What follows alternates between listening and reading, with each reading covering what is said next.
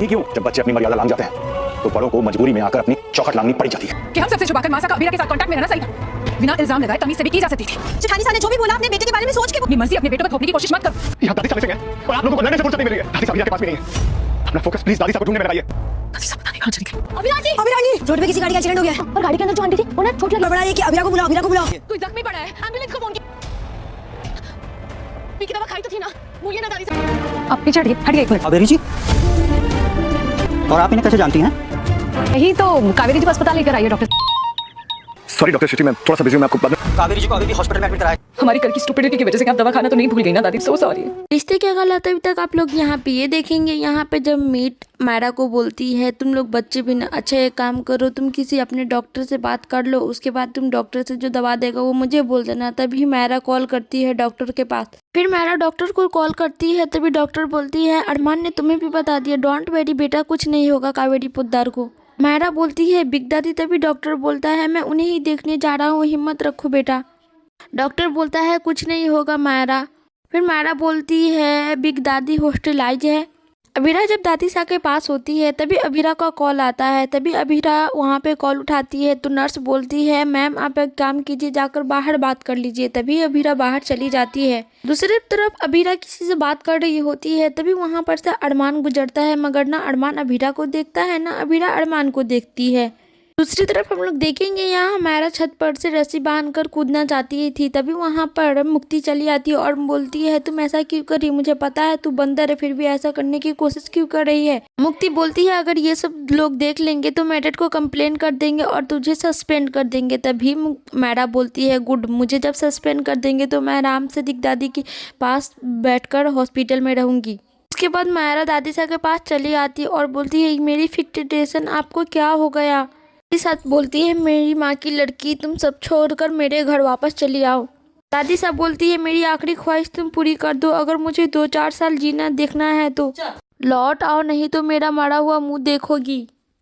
घर की बेटी इतने साल दूर रही, घर में अच्छा नहीं लगता है, मेरे टूटे हुए परिवार को जोड़ दो। जब वहाँ पे मायरा बैठी होती है और जैसे ही अभीरा गेट खोलती है तभी अभीरा ये सब सारी बातें सुन लेती है और अभीरा मायरा को देखकर चौंक जाती है। ऐसे अब मायरा यहाँ पे पहले से बैठी हुई है।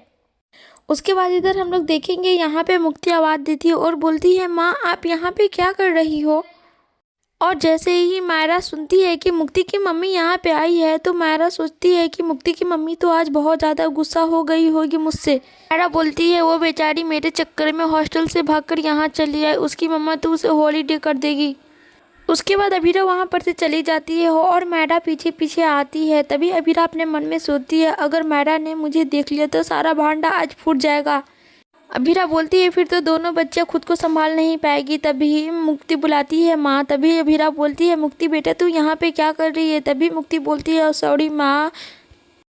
तभी मुक्ति बोलती है मायरा की परदादी यहाँ पे एडमिट है ना, इसलिए मैं यहाँ पे आई हूँ, मगर आप यहाँ पे क्या कर रही हो और आप इतनी खोई खोई क्यों लग रही हो। मुक्ति बोलती है सब ठीक है ना माँ। तभी पीछे से मायरा बोलती है सॉरी आंटी। मायरा बोलती है मुक्ति मेरी वजह से आई थी, सॉरी आंटी, आप अपसेट हो इसलिए आप मेरा फेस भी देखना नहीं चाहती हो ना। अभी वहाँ पे अरमान चला आता है और अभीरा देखकर चौंक जाती है और फिर अभीरा वहाँ पर से चली जाती है। और अरमान जैसे ही मुक्ति और मायरा को देखता है तो बोलता है बेटा आप लोग यहाँ पे क्या कर रहे हो। मायरा बोलती है पापा मैंने डॉक्टर से बात किया तो बिग दादी के बारे में मुझे पता चल गया, फिर मैं अब खुद को रोक नहीं पाई हूँ। अरमान बोलता है मुझे पता है अब बिग दादी से बहुत ज़्यादा प्यार करती हो, मगर आप लोगों को ऐसे हॉस्टल से भागकर नहीं आना चाहिए था ना। तभी मुक्ति बोलती है सॉरी अंकल, आइंदा से ऐसा नहीं होगा। मायरा बोलती है पापा मुक्ति तो बस मेरा साथ देने आई थी, मगर उसकी मम्मा उसे एंग्री हो गई है, प्लीज़ आप उससे बात कर लीजिए ना। तभी अरमान बोलता है मुक्ति की मम्मा इसी हॉस्पिटल में, मगर हुआ क्या है। चलो कोई बात नहीं, मैं आपकी मम्मा से जाकर बात कर लेता हूँ। बोलता है मुक्ति बेटा आपकी मम्मा कहाँ है।